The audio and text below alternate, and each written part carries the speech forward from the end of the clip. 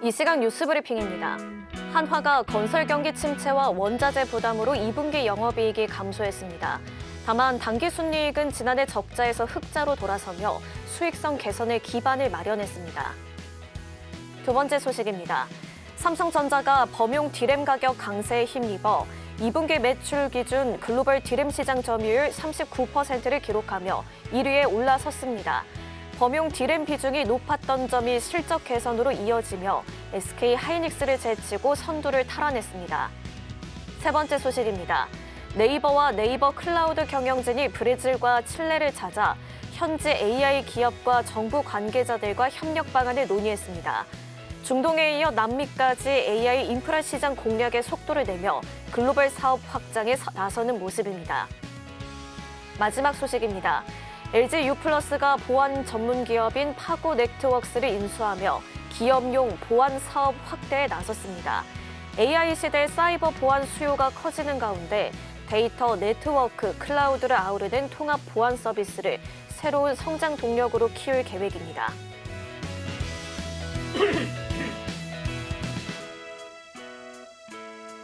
4인 사색 주식 고수들의 매매 비결이 공개됩니다. 안녕하세요. 주식포맨의 정래진입니다. 삼성전자와 SK 하이닉스를 중심으로 쏠렸던 매수세가 조금씩 분산되고 있습니다. 코스닥에서 3거래일 연속으로 매수 사이드카가 발동됐는데요. 반도체 대형주에서 빠져나온 자금, 제약 바이오, 그리고 로봇 같은 성장주로 이동하는 순환매가 나타나고 있습니다. 여기에 단일 종목 레버리지 ETF의 규제, 그리고 코스닥 시장 체질 개선 정책까지 더해지면서 중소형 성장주에 대한 기대감도 높아지고 있는데요. 다만 실적과 성장성을 갖춘 종목으로 수급이 집중되는 선별적인 장세가 이어질 가능성이 제기됩니다. 이런 흐름 속에 어떤 대응 전략으로 챙겨가면 좋을지 저희와 함께 짚어보시죠. 그럼 주식포맨 지금 본격적으로 출발합니다.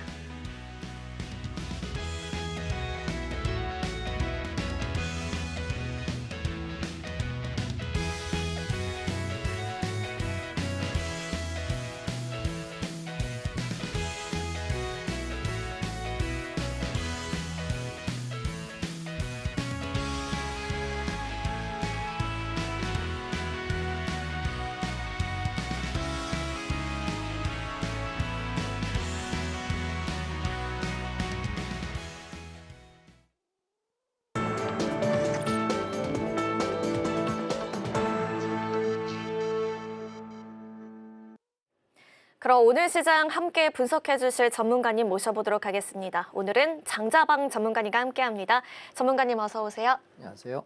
네, 8월에 이제 첫 주인데요, 전문가님. 오늘 시장 코스피가 상승 반전에 성공을 했습니다.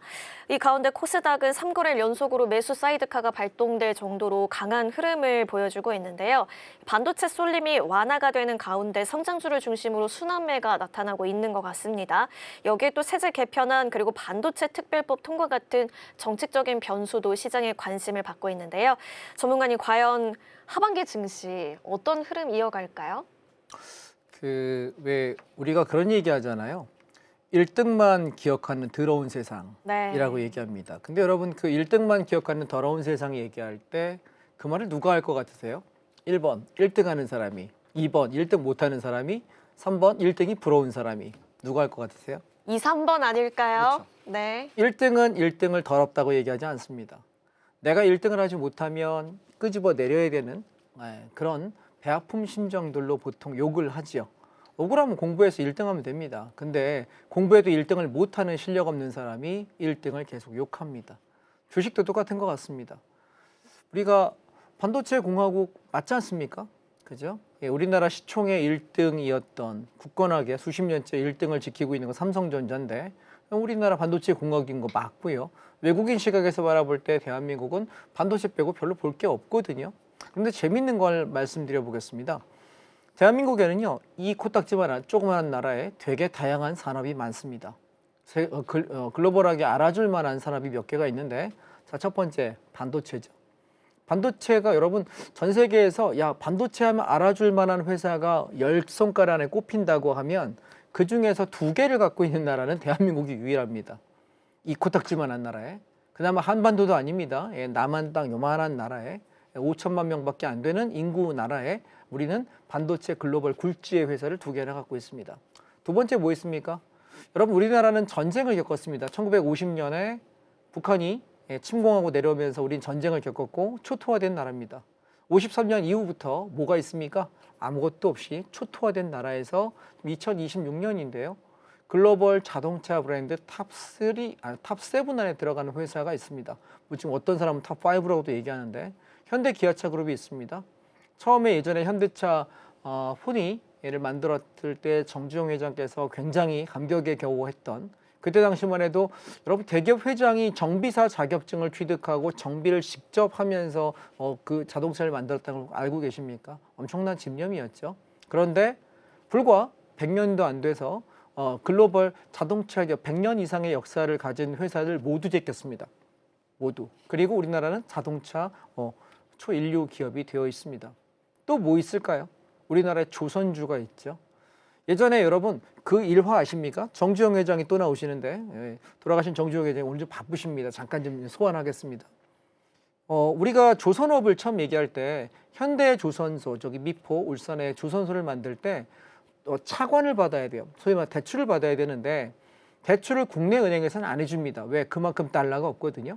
차관을 받아야 되니까 외국 은행에 가서 야, 나 저기 배를 만들고 싶은데 돈 좀 빌려줘 라고 얘기하니까 그 은행에서 접근하는 그 은행 담당자가 얼마나 황당하겠습니까? 야, 너 어느 나라 사람이야? 나 사우스 코리아. 사우스 코리아가 어딘데? 엊그제 전쟁한대. 그래서 야, 엊그제 전쟁 난 데서 배를 만든다고? 조선 너 배 만들어 본 적이 있니? 라고 얘기했더니 우리 정주영 회장님께서 이렇게 얘기했습니다. 주저리 주머니에서 꺼내더니 거북선이 그려졌을 때 우리 돈이 있지 않습니까? 5원짜리입니다. 아마 그 당시엔 지폐였을 거로 생각합니다. 저 꼬맹이 때는 5원짜리 동전이 있었거든요. 10원짜리 5원짜리 동전이 있었는데 지폐였을 거예요. 지폐에 이렇게 거북선 그림이 하나 있어요. 이걸 갖다가 이렇게 주면서 뭐였냐면 야, 우리는 조선시대에 우리 민족이 이런 배를 만든 적이 있어. 수백 년 전부터 배를 만들었는데 내가 이거 못 만들겠어? 라고 이야기하면서 우리가 대출을 받아왔습니다. 그래서 시작된 게 조선업입니다. 그런데 한국의 조선업이 지금 왜 각광을 받고 있냐면 미국 입장에서는 우방국가여야 되겠죠. 공산주의 사회주의 국가는 못 믿겠다는 거예요. 물론 중국의 배 건조 능력이 굉장히 뛰어납니다. 그런데 우리가 거기서 받지 않겠다는 거고요. 그러면 우방국가 중에서 미국이 여러분 국방이 크게 3개잖아요. 예, 육군이 있고 해군이 있고 공군이 있는데 비행기 만드는 것은 보잉이라는 기술을 갖고 있기 때문에 엄청난 전투기 제조 능력을 갖고 있죠. 그 다음에 지상군의 능력들도 상당히 많이 갖고 있습니다. 그런데 미국의 유일한 약점이 뭐냐면 배를 만드는 능력이 없어요. 그래서 조선 건조 능력을 우리한테 계속 요구했던 거고, 그래서 미국의 필리조선소라고 조선소를 세울 때 거기에 우리 배 만드는 기술 좀 전수해줘 라고 이야기할 때 지금 제일 1번으로 들어가 있는 회사가 한화죠. 예, 한화 조선소가 들어가서 이렇게 조선 배를 만드는 기술들을 좀 전수해달라고 이야기합니다. 그러면 야, 외국인 입장에서 볼 때 벌써 3개잖아요. 이 코딱지만한 야, 반도체 회사가 2개 있어. 하이닉스하고 삼성전자 있고, 그 다음에 자동차 현대기아차 그룹이 있고요. 그 다음에 조선이 있습니다. 근데 여기에 또 뭐가 있습니까? 한화그룹의 방산, 예, 우리 뭐 K9 자주포. 여러분 재밌는 건요, 전쟁 무기를 만드는 걸 가지고 돈이 될까라고 생각해 보는데 우리가 뭐가 좀 역사가 복잡해질 만하면 한 번씩 전쟁이 터집니다. 그게 뭐 예전에 걸프전이었고 뭐 지금 중동 전쟁이고 또 러시아 전쟁이 터지고 그러면서 계속해서 그 무기들을 갖다가 퍼부어서 다시 새로 만들 수 있는 여력이 있기 때문에 아직까지 우리나라도 여러분 지금 정전 국가가 아니라 휴전국입니다. 전쟁을 쉬고 있는 나라입니다. 한 80여 년간 다시 개전돼도 우리는 전쟁 잠깐 쉬었다가 몇십 년 만에 할 수 있어라고 할 수 있는 나라고, 감사하게도 아직까지는 전쟁이 안 나고 있죠. 우리가 살아있는 동안 안 나길 바랍니다만 알 수 없죠.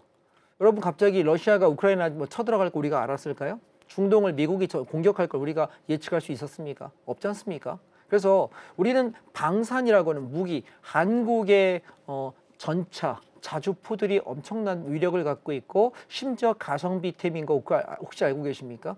예, 그래서 우리나라의 방산이 굉장히 위력적이다, 상당히 매력적이다라고 여기저기 주문이 많이 들어옵니다. 자, 그러면 크게 4개를 말씀드렸습니다. 제가 지금 드리는 얘기가 뭘 말하는 거냐면 대한민국의 주도주의입니다. 거기 한 가지 더 하자면 지금은 좀 약간 약발이 떨어졌는데 배터리죠. K 배터리가 상당히 위력이 있다가 다 죽어버렸죠. 배터리 방전됐습니다. 대한민국 배터리 주식도 방전됐으니까. 그러면 생각 한번 해보세요. 지금 제가 드렸던 이 4개 섹터가 아닌 주식을 갖고 계시는 분이라면 한번 생각을 해보세요. 내가 밥을 먹으러 갔는데 그 집에서 음식 뭘 잘해라고 물어봤더니 야 여기는 순댓국이 전문이야. 여기는 반도체 전문점이야. 그리고 여기는 자동차 전문점이야. 여기는 조선주가 전문점이고 여기는 방산이 꽤 괜찮아. 그러면 여러분 순댓국 잘하는 집 가가지고 라면 시키면 그거 참 그렇지 않습니까? 그죠? 예, 내가 여기 보쌈 잘하는 집 갔으면 보쌈 먹어야지 갑자기 짜장면 안 되니라고 물어보면 되겠냐고요. 우리가 대한민국 주식을 하시는 한국 코스피 지수에 관련된 종목을 거래하시는 분 입장에서 생각 가만히 해보시면 야, 이 집에서 제일 잘하는 걸 드세요. 제발 좀.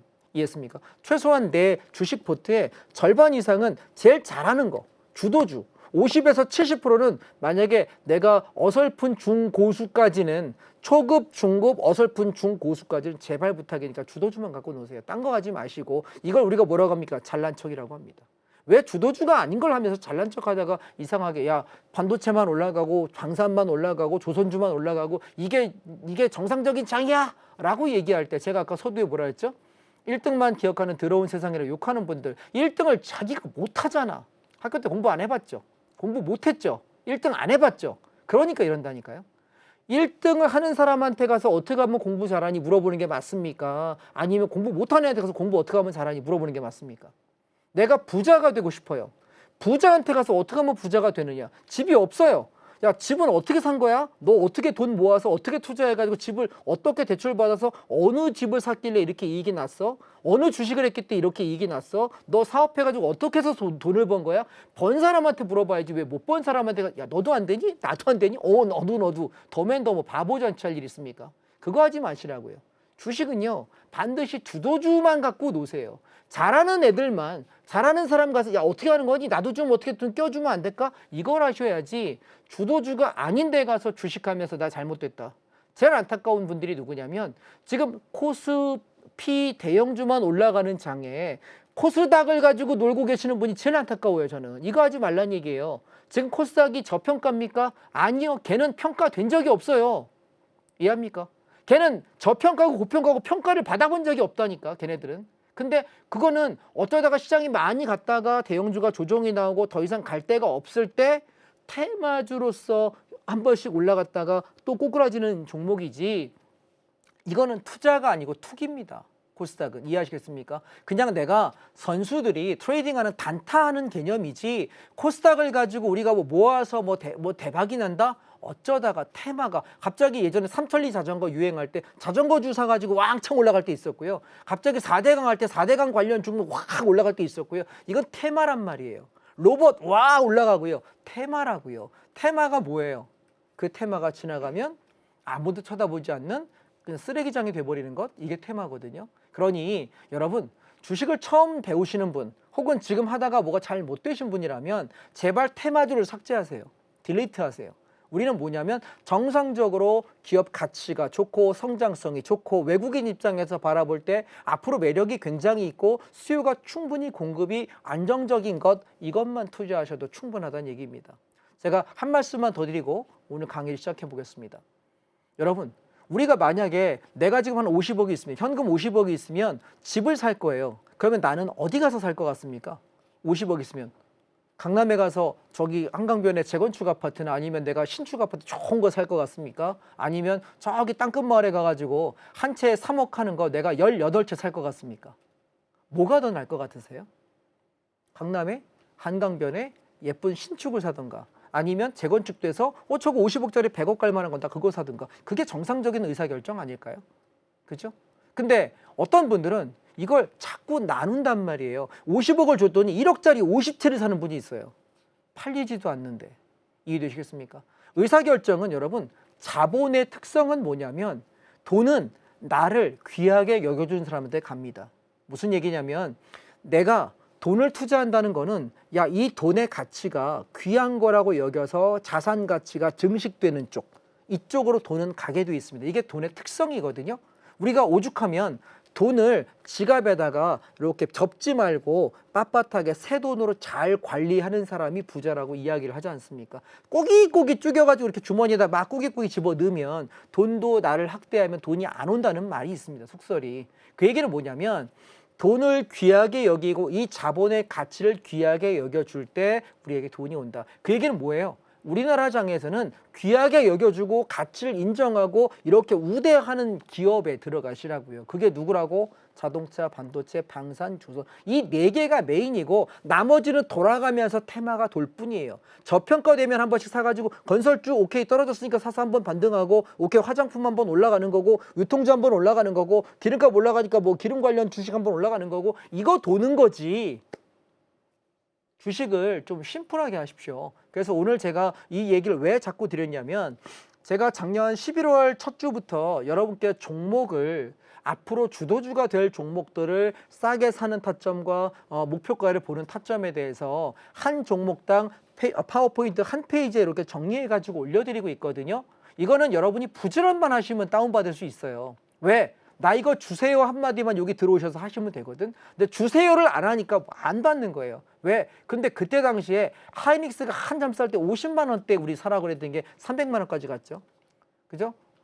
현대차 지금 가격보다 4분의 1 토만 가격에서부터 우리가 거래가 됐었고요. 삼성전자 7만 원, 8만 원, 10만 원대부터 거래됐던 게 38만 원까지 갔지 않습니까? 그러니 우량주 앞으로 계속 시장이 이렇게 우상향할 때 성장이 이렇게 올라갈 수 있는 그 종목들이 뭐 돌발 변수에 의해서 외부 변수에 의해서 조정이라고 싸졌을 때 사는 것 이게 주식 투자의 전부고요. 그리고 시세가 올라오길 기다려서 시세가 움직이면 분할로 차익 실현하는 게 전부예요. 그리고 나서 다시 떨어지면 또 사는 거고 올라갈 때 추격하는 게 아니라 조정 나올 때 사는 건데 중요한 건 상승 중 눌림이냐 하락 꺾인 장이냐만 볼 줄 알면 되거든요. 그래서 오늘은 제가 시간 좀 여유가 있으니까 잔소리와 또 하나 주식 투자를 실패한 사례들을 제가 몇 개 말씀드려 보려고 그래요. 저는 직업상 주식 종목 상담을 많이 하지 않습니까? 그런데 이번 최근에 1년 동안 급등하며 돈을 벌었던 사례도 있지만 돈을 잃어버렸던 대표적인 케이스가 몇몇 분이 계세요. 제가 그래서 그 사례를 A, B, C, D에서 몇 개 사례를 가지고 여러분 설명을 한번 드려볼 테니까 잘 들어보시고 난데 하시는 분이라면 이번에 한번 바꿔보십시오. 왜냐하면 지금 장이 이제 슬슬 저점 치고 올라가려고 폼을 잡는 자리이기 때문에 이 말씀을 드림으로 인해서 여러분의 포트 구성을 어떻게 바꿔야 되는지 설명을 좀 드려볼 테니까 상세하게 안내 받으시면 좋겠습니다. 자, 오늘 여러분 지금 요 밑에 화면 하단으로 함께 오시게 되면 제가 매일 아침마다 시황을 올려드리고 기사를 올려드리고 보고서를 올려드리는 제 자료방 안에 들어오실 수 있습니다. 그러면 여기 오시게 되면 제가 올려드리는 우량주 우리가 주도주 몇 개 이렇게 압축한 게 있거든요. 몇 개 안 돼요. 5개에서 7종목밖에 안 되니까 매주 지금 무료로 드리고 있습니다. 제가 언제까지 방송할지 모르겠는데 제가 방송을 그만두면 이 서비스 종료되겠죠. 그러니까 우리가 시절의 인연이지 않습니까? 살면서 내가 여기서 몇 개월, 몇 년, 그 인연들로 만난 거니까 오셔서 좀 도움을 받으셨으면 하니까요. 방송 중에만 입장 가능하시니까 지금 입장하셔서 종목들 드리면 주도주 배포용 자료를 받아가시면 좋겠습니다. 그럼 잠시 전화 말씀 듣고 우리 종목 얘기들 이어가겠습니다. 네, 순환매가 이어지고 있지만 시장의 중심은 여전히 반도체와 자동차, 조선, 방산 등 코스피 주도 업종에 있다라는 점을 기억해 두셔야겠습니다. 변동성 장세에서도 상대적으로 안정적인 흐름을 보였던 삼성전자와 현대차를 비롯해서 앞으로 시장을 이끌 핵심적인 주도주 7종목이 담긴 자료집 준비되어 있는데요. 전문가님과 함께하는 공간에 입장하셔서요. 자세한 종목별 투자 포인트와 대응 전략 확인해 보시기를 바랍니다. 다만 반도체 업종을 둘러싼 변수도 커지고 있습니다. 중국의 메모리 업체죠. CXMT의 공격적인 증설 계획이 알려지면서 이 반도체주에 대한 투자 심리가 다소 위축이 되고 있습니다. 특히나 SK 하이닉스는 주요 증권사들이 목표 주가를 기존의 400만 원 수준에서 280만 원 정도 수준까지도 잇따라 낮추면서 눈높이를 조정하고 있는데요. 그럼에도 대부분의 증권사 여전히 매수를 의견 유지하고 있습니다. 전문가님 지금 이제 반도체주 과연 어떻게 바라봐야 할지 저가 매수할 기회인지 아니면 조금 더 신중하게 접근해야 하는 구간인지 궁금한데요. 섹터별로 좀 더 자세히 전략 짚어볼까요? 네, 화면 한번 보시죠. 얘는 미국 달러 선물 레버리지라고 하는 ETF인데요. 261260입니다. 자, 달러 선물은 달러 가격이 올라가면 이익이 나는 거고 달러 가격이 떨어지면 손해가 나는 거예요. 보시면 여기 24년도에 9월 달에 저점을 한번 찍고 시세가 한번 났고요. 주저앉아서 여기 검정색 이평선 자리 눌림목 주고요. 다시 올라갔다가 다시 검정색 이평선까지 내려오는 게 눈에 보이실 겁니다. 재밌는 건 주봉 차트입니다. 검정색 이평선에 닿았을 때 붕괴되면 추세가 망가지는 건데 여기서 만약에 달러가 반등한다면 얘기가 달라지지 않을까 싶어요. 여러분 지금 달러가 왜 떨어지는지는 다들 알고 계십니까? 정부가 그동안 수없이 많은 개입과 구두의 이야기를 하려고 애를 썼지만 전혀 신경 쓰지 않고 올라갔던 우리 원달러 환율이요. 이번에 떨어졌던 건 하이닉스 효과죠. 그렇죠? 하이닉스가 약 300억 불 정도를 환전해야 되는데 매일 10억 불 정도 환전해 주세요라고 정부에서 가이드라인을 주었습니다. 근데 가이드라인인데 만약에 안 지키면 조인트 깔 것 같으니까 지키는 거지 않습니까? 그러면 그 약 30거래일 정도 이미 여러분 얘가 언제쯤이냐면 8월 15일에서 8월 22일 사이에 아마 종결될 걸로 보여집니다. 환전이 끝날 걸로 보여지기 때문에 제가 여러분께 무슨 얘기 드렸냐면 만약에 해외 송금하셔야 되는 분, 해외 여행 가셔야 되는 분, 달러가 필요하신 분은 지금이 천천히 달러를 싸게 매수할 수 있는 시기다라고 말씀드리고 있고요. 이제 얼마 안 남은 것 같습니다. 한 2주 안쪽에 달러의 조정은 종결되지 않을까라고 생각이 됩니다. 그럼 달러가 종결된다는 얘기는 무슨 얘기냐면 자, 원달러 환율은 어떤 의미예요? 달러가 올라가게 되면 수출 기업들은 타격을 받겠죠. 왜냐하면 내가 달러로 이걸 돈을 받게 되면 괜찮은데 달러가 오르면 뭐예요? 내가 미국 사람이 구입할 때는 나는 야 달러로 살게. 그럼 나는 10% 20% 달러 값이 올라가는 거에 대해서 환차 손을 볼 수밖에 없습니다. 근데 반대의 경우에는 야 원화 줄게 이래버리면 바보 될 수 있거든요. 근데 이게 내려온다는 얘기는 수출 기업들 입장에서는 호조가 됩니다. 그러면 달러가 내려오는 구간이 증시가 반등하기 제일 좋은 자리거든요. 그래서 지금 저는 달러가 다시 저점을 찍고 나서 오르기 시작하게 되면 시장은 또다시 조정을 받을 수밖에 없다. 무슨 얘기 드렸냐면 하이닉스 효과로 달러가 떨어진 이 구간은 여러분 시장에 대해서 왜곡 현상이 벌어지는 겁니다. 이건 여러분 개입이 되는 환율입니다. 그래서 미국에서 이렇게 얘기합니다. 환율에 대해서 조정 가능국, 우리가 감시 대상국 그 안에 대한민국이 포함되어 있습니다. 그래서 자유롭지 못합니다. 그래서 제가 생각할 때는 8월 중순에서 8월 하순 정도까지 보고 이제 하이닉스 효과가 없어지면 환전은 이제 끝났어요. 그럼 그때 이제 본래의 달러의 방향성이 보일 거거든요.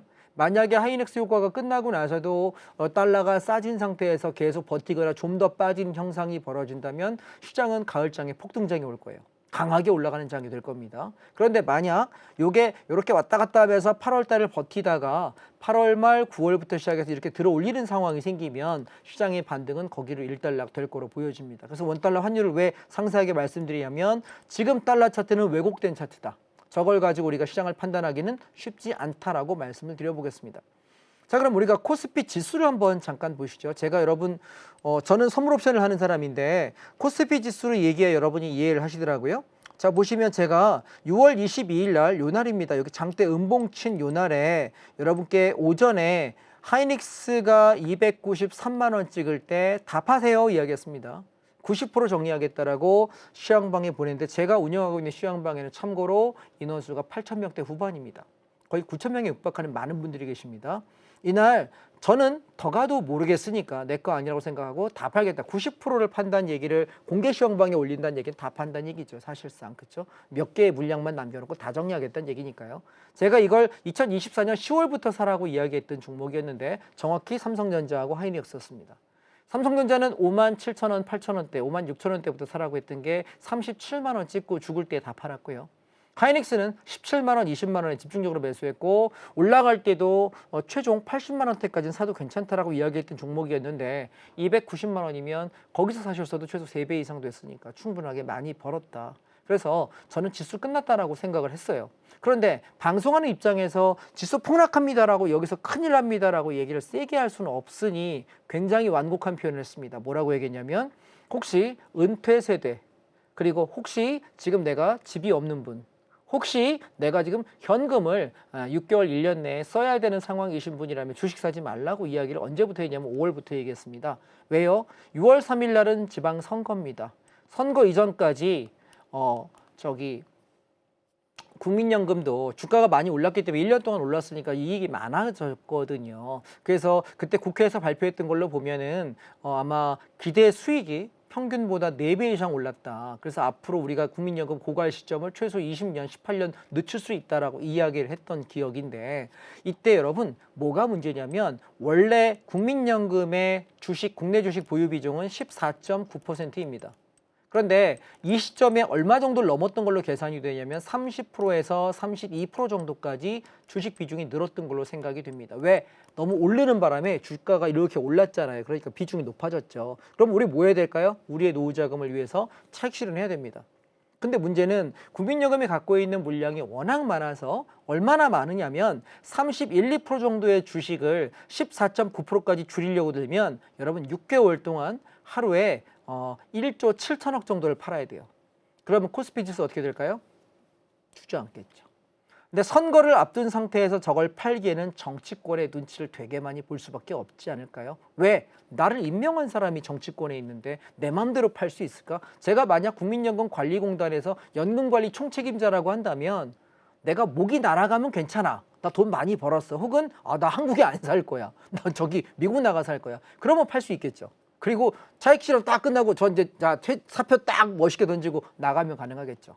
그런데 그게 아니라면 어렵지 않을까요? 그래서 제가 완곡한 표현으로 6월 3일 지방선거 이전에 시장을 정리하자. 그리고 지방선거 이후에 변동성이 심할 거다. 주식 사지 말아라. 5월 중순부터 계속 말씀드렸고 말씀과 동시에 시장 선거 끝나자마자 시장이 폭락 나옵니다. 그리고 한 번 더 바닥 나올 때 우리 주식 사가지고 올라갈 때 6월 19일에서 6월 22일 사이에 주식 다 던졌습니다. 심지어 코덱스 레버리지, 자동차, 반도체, 삼성전자, 하이닉스, 현대차, 현대모비스, 우리 갖고 있던 삼성전기, SK스퀘어, 주도 섹터라고 이야기했던 거 싹 다 집어 던졌습니다. 한 주도 넘기지 말아라. 그러면서 뭐 했냐면 앞으로 주식 당분간 사게 되면 피눈물 흘릴 수 있다. 여러분 노후자금, 은퇴자금, 현금으로 없는 분들은 돈 잃어버릴 수 있다는 얘기를 정말 말씀을 많이 드렸습니다. 여러분 경제TV 출연하신 분 중에 주식 사지 말라는 얘기를 2달 동안 뜯어말린 사람 있으면 나와보세요. 손 들어보세요. 한 명도 없어요. 유튜버 중에 있어요? 없어요. 저만 얘기했습니다. 그러면서 제가 무슨 얘기했냐면 주가 빠질 때 어디까지 빠진다고 얘기했냐면 5,000포인트에서 5,500 간다고 얘기했는데 저가가 얼마냐면 5,262였습니다. 5262. 자, 그럼 여기 갈 때까지 주식 사지 말라 그랬습니다. 중간에 우리가 7월 3일에 샀다가 4일날 단타 한 번, 여기 14일에 샀다가 15일에 단타 한 번, 여기 20일경에 샀다가 단타 한 번, 이거 한 거 외엔 안 했고요. 그리고 주가가 본격적으로 빠질 때 요날 지난주죠. 인버스 사라 했는데 1박 2일 만에 28% 수익, 5,262 찍을 때 다 팔았습니다. 인버스 158원 찍을 때 저희가 154원에 다 던졌으니까. 그리고 뭐 했냐면 그 다음 날에 바닥인 것 같은데 혹시 모르니 반등력 보자. 그리고 7월 29일 날 저점 찍었고요. 7월 30일 날 코스피 지수 5,500포인트 지키는 거 보면서 주식 사라. 뭐 했습니까? 제가 여러분께 약속했던 게 뭐였어요? 삼성전자, 하이닉스 여러분 물린 분들 많이 있을 테니 바닥이라고 인식되는 날 제가 공개 시황 드리겠다. 그래서 시황방에다가 문자를 왕창 썼습니다. 네. 산다! 비중 채워! 라고 이야기했는데 어땠어요? 그 다음날 여기 장대 양봉 친 날 7월 마지막 날이었죠. 삼성전자 25% 수익 1박 2일 만에, 코덱스 레버리지 46% 수익, 하이닉스 24%, 29%까지 올랐다가 조정 나왔으니까요. 그리고 현대차 8.9% 올랐습니다. 그러면 주식은 어떻게 하는 게 맞느냐? 제가 여러분 이 얘기를 한번 드려보겠습니다. 우리 앵커님, 예, 제가 안타까운 사례가 있어서 몇 가지만 제가 여러분 예를 하나 들어보겠습니다. 네. 저는 직업상 주식 상담을 많이 하잖아요. 네. 근데 제가 안타까운 사례가 하나 있어요. 한 60대쯤 되시는 아주머니였던 걸로 기억하는데요. 네. 주식을 한 3, 4천만 원 정도 하신대요. 근데 이분이 경제TV를 보다 보니까 야 이거 좋대 코스닥 요거 사고, 요거 좋대 저거 사고, 코스닥 사고 코스닥 사고 코스닥 사고, 가끔 그래도 심심하니까 코스피 한두 개 살까? 네. 이렇게 사다 보니까 종목 수가 몇 개였을 것 같아요. 그러면 10개가 넘을 것 같은데요? 네. 제가 여러분 놀라지 마십시오. 한 3천만 원, 4천만 원 정도 투자금이 있었던 분인데 종목수가 22개입니다. 생각해 보세요. 대충 3천만 원에 20개로 나눠봐도 한 종목당 150만 원이잖아요. 그죠? 그러면 종목이 몇 개 안 산 거예요. 뭐 어떤 건 2주, 어떤 건 4주, 어떤 건 6주. 그래서 제가 여쭤봤습니다. 저기 아무개님 이거를 왜 이렇게 분산하셨어요? 라고 했더니 무섭다는 거예요. 투자가.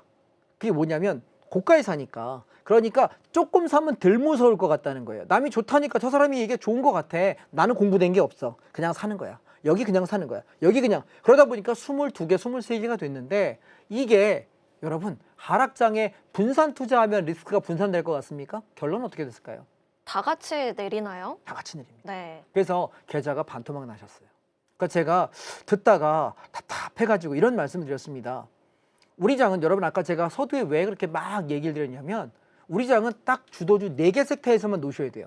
자동차, 반도체, 방산, 그다음에 조선. 얘네들이 조정 나올 때 샀다가 올라갈 때 이것만 하셔야 되거든요. 딴 거 하시면 안 돼요. 왜냐하면 우리는 그거 외에는 그냥 겉절이, 곁가지입니다. 이거는 여러분 우리가 주식은 밥이잖아요. 고기, 단백질 위주로 드시고 그다음에 채소 위주로 드십시오. 나머지 간식은 요 과일도 좀 먹을 수 있죠. 그죠? 여기 가서 케이크 좀 먹을 수 있고 커피 한 잔 마실 수 있습니다. 이건 간식입니다. 이걸 주식으로 삼으시면 어떻게 돼요? 혈당 올라가요. 당뇨 옵니다. 아시겠습니까? 주식을 잘 드시라고요. 그래서 우리가 그 얘기를 들으면서 제가 어떤 말씀을 드렸냐면 지금 다행히 시장이 단기 바닥을 찍고 올라가려고 폼을 잡는 자리니까 다 정리하시고 종목수 3개에서 5개 이내로 하셔서 반도체 주식하고 자동차 주식으로 집중하시라고 이야기 드렸습니다. 그래서 아마 제 말씀대로 하셨다면 시장이 반등 나올 때 그 손실의 절반 이상은 만회하실 겁니다. 자, 또 하나의 사례를 제가 여쭤보겠습니다. 자본이 많으신 분이에요. 어떤 분은 한 뭐 2억에서 5억 정도, 어떤 분은 한 10억에서 20억 정도를 삼성전자와 하이닉스, 현대차 이런 주도주에만 박으신 거예요. 그래서 최대 수익이 날 때 얼마까지 났었냐면 한 분은 그분은 투자금이 한 10억 정도 되셨거든요. 한 17억에서 22억까지 평가 수익을 보셨대요. 되게 많이 본 거죠. 원금 빼고 10억 투자한 거 빼고. 그런데 그분이 뭐였냐면 안 판 거예요. 그래서 지금 얼마냐 했더니 한 분은 한 2억에서 5억쯤 투자하셨는데 그분은 마이너스 2억이에요. 투자금이 한 5억쯤 됐으니까 5억에서 마이너스 2억 돼서 3억밖에 안 남았다. 나 저거 수익이 났을 때 팔았으면 몇 억을 벌었을 텐데 못 팔았어. 그 다음에 또 한 분은요. 한 10억에서 5억쯤 투자하셨는데 수익 금액이 한 분은 한 17억 됐고 한 분은 한 25억 됐습니다. 수익이 되게 많았죠. 웬만한 집안채 값입니다. 그런데 안 파신 거예요. 그래서 제가 여쭤봤습니다. 아무개님 이거 왜 안 파셨어요? 여쭤봤더니 결론은 하나였습니다. 그냥요. 여러분 이게 무슨 얘기냐면 우리가 이번 1년 동안 시장이 급등할 때 돈 버셨던 분이 우연히 버신 분이 의외로 많아요. 그냥 사놓고 안 팔 거야. 왜? 뉴스에서 맨날 하는 얘기는 장자방 빼고 뭐라 그랬어요? 주가는 더 오를 거라고 얘기했어. 저만 계속 9,200, 9,300에서 이거 장 무너질 거야. 5,500까지 빠질 거야. 얘기를 저 혼자 떠들었지 어느 누구도 주가 빠진다고 말을 안 했단 말이에요. 다 올라간다고. 심지어 여러분 하이닉스 270인가 280만 원 할 때 400만 원 간다고 몰빵해야 된다고 얘기했다가 피살 되신 분의 기사도 봤습니다. 위험한 얘기죠. 여러분 무슨 얘기냐면 조정이 나올 때 쌀 때 사는 건 비중을 늘릴 수 있겠으나 올라갈 때 추격하면서 불타기도 정도껏 해야죠. 바닥에서 16배, 17배 올라간 종목을 거기서 몰빵하고 있는 정신 나간 사람이 어디 있습니까? 근데요. 그 정신 나간 매매를 하시는 분이 의외로 많다니까요. 왜? 쌀 때는 안 갈 것 같아. 얼마 못 갈 것 같아. 근데 올리기 시작하잖아요. 17만 원, 20만 원대 사라고 장자방이 1년 반 전부터 얘기할 때는 에이 뭐 올라가봤자 얼마나 가겠어. 그래 뭐 한 30% 가겠지, 50% 가겠지. 근데 이게 30이 되고 50이 되고 100이 되니까 여러분 개인들 하이닉스 평균 단가가 얼마인지 아십니까? 270만 원, 280만 원대에 계신 분이 전체 비중의 30%고요. 250에서 220만 원대 계신 분이 전체 비중의 이거 두 분이 이 두 그룹을 합치잖아요. 전체 하이닉스 평균 단가의 60%예요. 무슨 얘기냐면 20만 원대, 30만 원대, 50만 원대, 80만 원대, 100만 원대 안 삽니다. 그리고 저 위에서 서서 물려서 이렇게 내려오는 거예요. 왜 그러냐면 사람이 집단 심리라는 게 야 괜찮을 것 같아, 괜찮을 것 같아. 그러면서 뭐해? 용기가 생기는 건데 여러분 그런 용기는 좀 접어 넣어 놓으세요. 쌀 때 조정이 나올 때 내가 싸게 사는 것에 대한 용기를 내는 것이고 그래야 올라갈 때 안전마진이 있어서 수익을 많이 내는 거예요. 근데 이게 비싸질 때 사기 시작하면 상승 초입에 사면 상관없는데 바닥에서 5배나고 10배나고 추격하는 건 이건 미친 광기라고 하는 겁니다. 절대 하지 마십시오. 이해했습니까? 자, 그러면 결론을 제가 이 얘기 드릴게요. 이 얘기를 왜 드렸냐면 아무리 삼성전자라도 삼성전자가 여러분 이번에 상장된 신규 상장주입니까? 아니지 않습니까? 수십 년간 있었던 우리나라 1등 주식이에요. 근데 삼성전자가 뭘 대단히 잘해서 이번에 이렇게 주가가 많이 올라간 게 아니고 그들이 잘한 일을 한 거야, 그동안. 그동안 내가 반도체에서 이런 걸 내가 만들고 이렇게도 해보고 이렇게도 해보고 발전돼 왔죠. 그러다가 AI라는 이런 세계적인 글로벌한 이슈가 엄청난 테마가 빵 치고 올라가니까 이 기대감 이슈에 가장 수혜를 많이 받은 회사가 된 거고 하이닉스도 여러분 하이닉스의 전철을 아십니까? 하이닉스 원래 망했던 회사입니다. 그래서 네가 인수할래 할 때 아무도 인수 안 할 때 지금 SK의 최태원 회장이 내가 인수할게. 근데 사실 울며 겨자 먹기로 인수했죠. 그 당시에는 정부에서 하라니까. 근데 인수해가지고 그걸 계속 매각하지 않고 열심히 판 거예요. 연구하고. 그래서 우리 HBM이 생기고 뭐가 생기고 이렇게 성장했는데 수요가 앞으로 많이 발전할 거는 알고 있죠. 근데 반도체가 여러분 순환 사이클 도는 종목 업종인 거 혹시 알고 계십니까? 얘는 3년에서 5년 주기로 이렇게 올라갔다가 이렇게 빠졌다가 반복하는 거예요. 계속 오르지 않아요. 근데 얘가 코로나 이전에 2020년 1월, 2월 달 폭락 나올 때 완전히 박살났다가 21년 1월에 고점 찍고 나서 다시 주저앉을 때 고점에서 몇 토막 났단 말이에요. 그러면 좋은 종목이 왜 빠지냐? 너무 올라서 빠지는 거예요. 여러분 이해되십니까? 오케이? 그러면 그 과정을 거치다가 삼성전자와 하이닉스를 2021년 1월 달에 사상 최고점에 물리신 분은 지금까지 4년 동안 마음고생한 거예요. 그러다가 이번에 다시 상승 사이클이 오면서 급등을 한 거고요. 그러면 급등 초기에 잡았든 아니면 중간에 가다가 눌릴 때 잡았든 그건 괜찮은데 얘가 바닥에서 5배가 가고 10배가 가고 20배가 갈 때 제발 추격하지 마시라고요. 그리고 또 하나 말씀드리고 싶은 건 세상에 영원한 건 없습니다. 좀 유식한 소리 해볼까요? 화목 11홍, 꽃도요 질 때가 있습니다. 그러면 주식이라는 게 어디가 고점인지 어디가 저점인지는 대부분 모른다고 생각합니다. 차트 지난 뒤에 이야기라고 생각합니다. 정말 그럴까요? 아니요. 제가 고등학교 때 지금도 고등학교 졸업한 지가 30년 됐는데 지금도 기억하는 언어가 있습니다. 역사 시간에 제일 첫 시간에 이렇게 배웁니다. 에리카라는 사람이 역사란 왜 배우냐 물어볼 때 과거의 잘못들을 통해서 내가 다시 잘못하지 않기 위해서. 여러분 옛날 조선시대 거 이렇게 조선왕조실록 같은 거 보시잖아요. 맨날 정치인들 싸워요. 지금도 싸우죠. 그죠? 맨날 막 여기 탐관오리들이 나쁜 거 막 이렇게 막 뺏어가요. 지금도 그러고 하잖아요. 똑같아요. 별로 사람 사는 게 다를 것 같아요. 사돈이 눈을 사면 배가 아플까요? 그 당시에도 배 아팠어요. 지금은요. 배 아파요. 똑같아요. 근데 인간의 삶은 별로 다르지 않아요. 그 안에서 삶의 방식만 달라질 뿐입니다. 모습만 다를 뿐입니다. 그러면 뒤집어 생각해 볼게요. 제가 왜 자꾸 무슨 조선시대까지 왔다 갔다 하냐면 주식은요. 똑같이 우리가 오를 때는 사람들이 탐욕이 생겨요. 그러다가 여기서 안 사던 사람이 올라가서 이렇게 물려요. 그리고 다시 눌려요. 그러면 이때는 또 안 사거든요. 제가 오늘 이 얘기 왜 하냐면 오늘 사라고 하려고. 오늘이 바닥이라고 얘기하고 싶은데 자 이제 결론부터 설명할게요. 이제부터 지금부터 딱 10분만 설명하겠습니다. 잘 들으시죠. 코스피 지수 5262 제가 드렸던 목표가입니다. 전 이렇게 생각합니다. 만약에 외부 요인으로 인해서 5000포인트가 깨진다. 그러면 시장의 하락은 완벽히 끝난 겁니다. 그러면 금융위기급 악재가 온다라고 인지하셔야 될 거고 그때 바닥권은 코스피 지수 3000에서 3200까지 내려가야 찐 바닥이 형성될 겁니다. 그런데 5000에서 5200을 지키는 모습이라면 시장은 여기서부터 반등을 시도할 겁니다. 그럼 반등 목표가 얼마까지 볼 거냐? 저는 1차 목표가 코스피 지수 7000포인트 내외 6900에서 7200까지 올라온다. 그리고 올라왔다가 주저앉아 버리면 시장은 단기 반등 차익 실현 하셔야 됩니다. 아까 제가 여러분 5억을 벌고 10억을 벌고 17억을 벌어도 차익 실현 안 해서 물리신 분께 제가 오늘 이 방송 보시라고 얘기했습니다. 상담하면서 오늘 제가 강의할 때 얘기할 거니까 보십시오. 그래서 여기 오면 차익 실현 하셔야 됩니다. 말씀을 드리겠다. 꼭 방송 보시기 바랍니다. 라고 이야기 드렸거든요. 왜? 7000포인트 내외에서 막히고 만약에 장대 음봉이 무너진다면 시장은 7000에서 7200을 박스 상단으로 내려올 때 5000에서 5300을 박스 하단으로 박스권 안에 놓을 가능성이 높습니다. 그러다가 5,000포인트를 붕괴되면은 아마 금융위기 상황에 굉장한 심각한 위험이 올 것 같은데 제가 볼 때 아마 그 위기가 온다면 아마 외환 쪽에 문제가 발생할 거라고 생각해요. 그 예상 시점은 올해 겨울에서 내년 초일 것 같습니다. 오케이? 그러니 지금은 일단 올라가는 방향을 보십시다.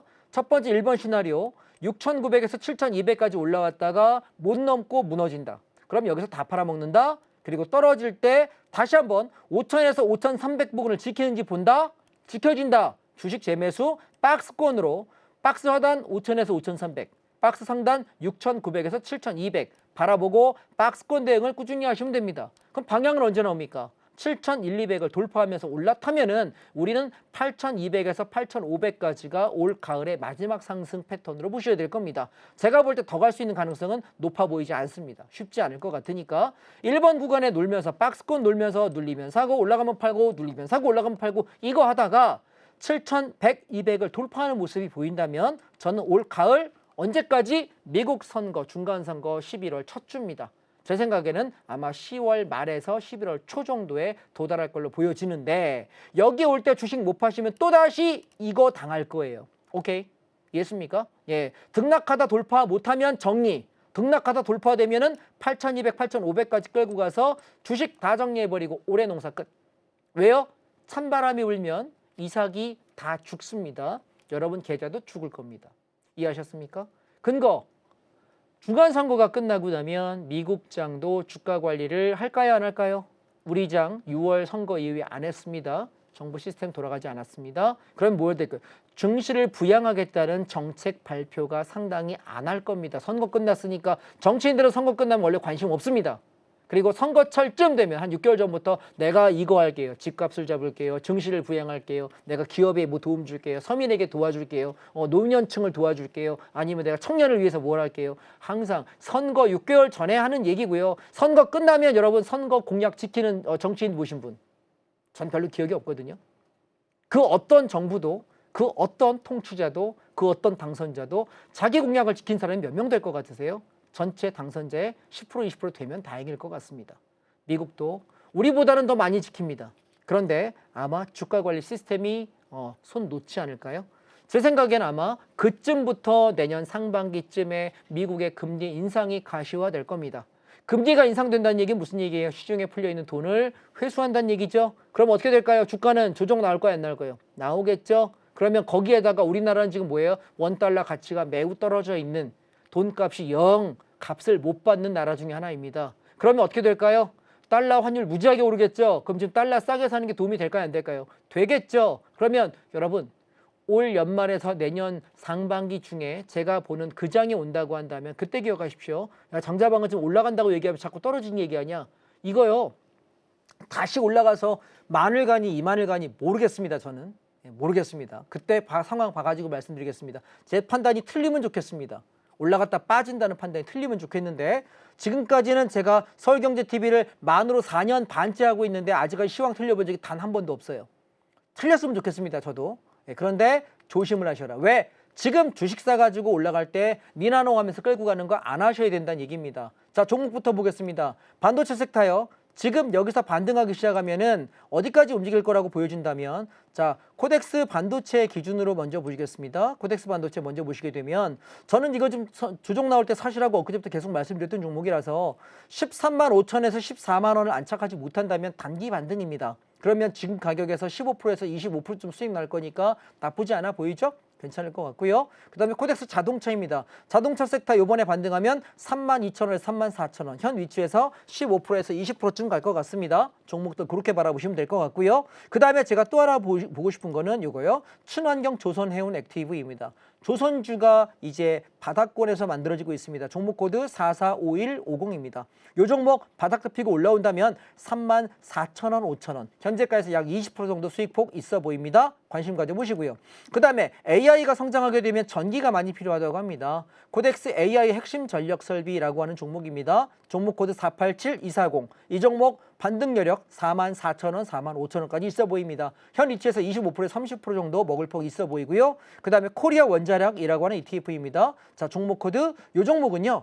지수가 올라갈 때 아마 AI가 반도체가 다시 올라가면 얘도 같이 각광받을 거거든요. 지금 가격이 14,890원 오늘 종가입니다. 2만 원 부근까지 2만 원 초반까지 간다. 바라보시면 20-30% 먹을 폭은 충분히 있을 것 같습니다. 그리고 우리가 지금 제가 보는 종목들 중에 여러분 주도주 중에 특히나 삼성전자요. 제가 지난번에 29일 날 저점 찍을 때 19만 원에서 21만 원 사시라고 이야기 드렸던 종목입니다. 수익권 안에 있는데 아마 이번에 올라올 때 제가 상승 반전이 되느냐 마느냐는 28만 5천에서 30만 원입니다. 돌파 못하면 여기가 청산 자리. 그 자리가 코스피 지수 6,900에서 7,100포인트 자리 찍는 자리가 될 겁니다. 삼성전자 물려 계시거나 혹은 이번에 저랑 저점 매수하셨던 분이라면 끌고 올라가면서 차익 실현하셨으면 좋겠다 말씀드리고요. 그 다음에 하이닉스 보시게 되면 이 종목도 마찬가지로 올라갈 때 200만 원에서 210만 원을 돌파하느냐 돌파 못하면 정리해버리셔야 된다. 지금 사셔도 나쁘지 않다라는 말씀을 드려보겠습니다. 시간이 많이 다 됐군요. 예, 그래서 종목을 좀 더 드리고 싶은데 말씀드릴 시간이 없으니까 좀 해도 될까요? 예. 네, 알겠습니다. 더 하랍니다. 예, 괜찮네요. 예, 오케이. 예, 더 하겠습니다. 자, 그래서 지금 보시면 예, 여기 SK 스퀘어 하고요. 그다음에 원익 IPS, 그다음에 DB 하이텍, 그다음에 여기 한미 반도체 부품주 있지 않습니까? 동진 세미캠. 얘들도 코스피 지수 7,000포인트 근처까지 바라보시고 배팅 가능합니다. 같이 올라갈 겁니다. 이번에 올라갈 때 7,000에서 막히면 무조건 던집니다. 돌파되면 아싸 땡큐 8,200, 500까지 가는 거고 7,000에 막히면 무조건 던질 거니까 사셔도 무방하다. 손절가는 직전 저점입니다. 보시면 요번에 떨어졌던 7월 저점 있죠? 예, 얘 깨지면 손절이요. 직전 저점 7월 29일 날 찍었던 저점에서 걔가 무너지면 저점에서 500원만 빠지면 바로 던집니다. 오케이? 손절가. 그럼 손절폭 짧고 먹을 폭은 크니까 해볼 만한 그림 말씀드리고요. 그 다음에 현대차 같은 경우도 지금 이제 사셔도 되는 위치입니다. 근데 저는 현대차랑 현대모비스 중에는 사실 모비스가 조금 나아 보이거든요. 요 종목들 괜찮을 것 같고요. 그 다음에 2차 전지 종목 중에는 삼성전기 괜찮다라고 말씀드립니다. 직전 저점대가 86만 원입니다. 이탈하면 손절한다 생각하고 잡아서 150만 원 내외에서 돌파 못하면 정리.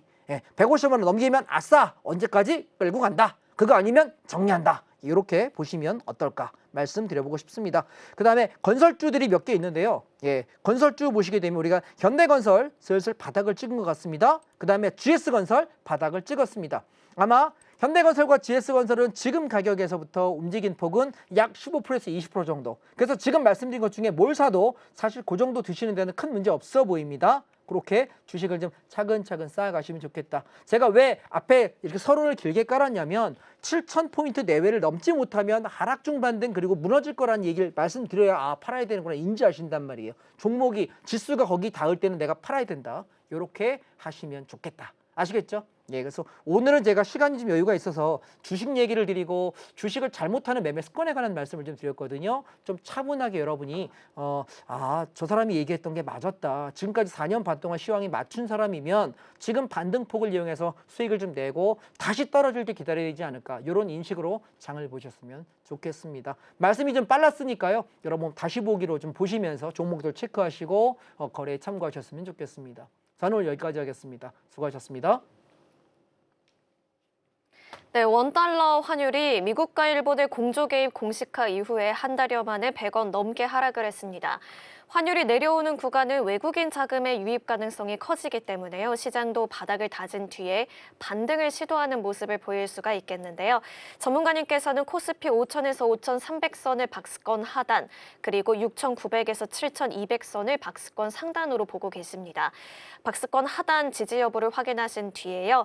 반등 시에는 6,900에서 7,200선에서 1차 차익 실현을 고려하는 전략 제시해 주셨고요. 이후에는 코스피가 박스권 상단을 돌파하면서 추가적인 상승 추세로 이어질 수 있을지가 앞으로의 관전 포인트가 될 것으로 보입니다. 시장의 흐름 어떻게 이어갈지 또 종목에 대한 좀 더 자세한 투자 포인트 궁금하시다면요. 전문가님과 함께 확인해 보시기를 바랍니다. 주도주 7종목을 엄선한 자료집도 준비되어 있는데요. 지금까지 내용 큰 화면으로 확인하고 오도록 하겠습니다.